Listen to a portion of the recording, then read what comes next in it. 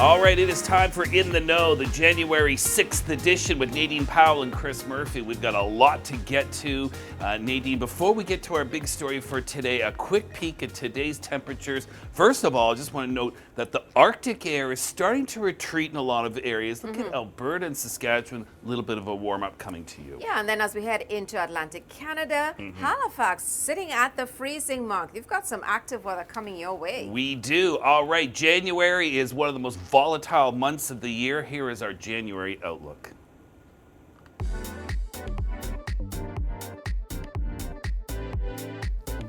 January is shaping up to be anything but typical, and the pattern shift is already underway. January is historically known as the coldest and snowiest month of the year, with St. John seeing 95 centimeters of snowfall for the month.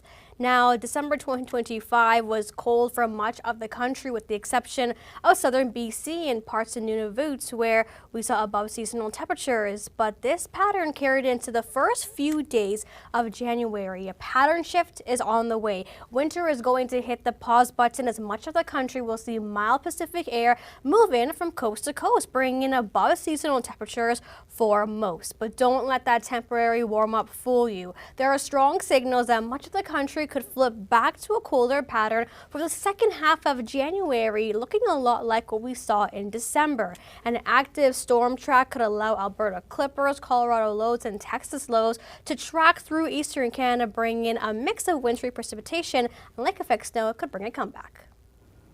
Ooh, Chris, January's starting to look good.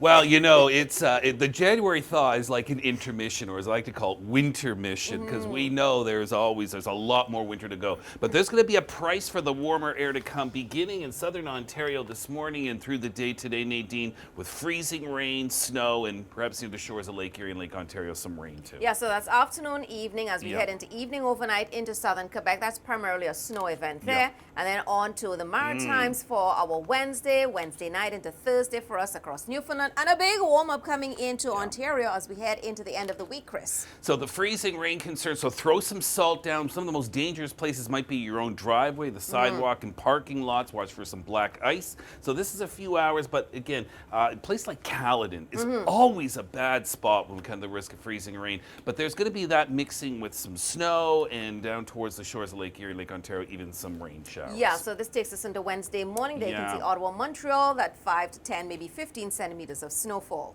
All right, now not a lot of active weather in the prairies. Your story is the temperatures going up, but in BC, different story. Heavy rain in Metro Vancouver, but you go up just a few hundred meters in elevation, Nadine, and that's changing over to some heavy snow, and certainly through the mountain passes. Yeah, so travel through the passes for us will be quite treacherous for us today and tomorrow. And you see, it's not just along the coast, but well into the interior as well. Heaviest of the rainfall ongoing for us from the overnight Monday night through this morning and into the afternoon. So some additional totals for us through the day today. Some lingering showers into tomorrow, and then Thursday there could be some more rain and snow as well. So watch out for some standing water, and also as you go higher up in elevation, that rain quickly changes to snow. All right, for the East Coast, Moncton, I'm looking at you. This could be 15 or more centimeters of snow. This is primarily a Wednesday morning to Thursday morning event. Lesser amounts, though, Nova Scotia. And that's because we've got the rain coming in. So you'll see there as we head through Wednesday into Thursday, there we've got maybe 5 to 15 millimeters of rainfall. But the dangerous precip, Chris. Yeah, the freezing rain could also impact in southern New Brunswick, but certainly into Newfoundland. So this would be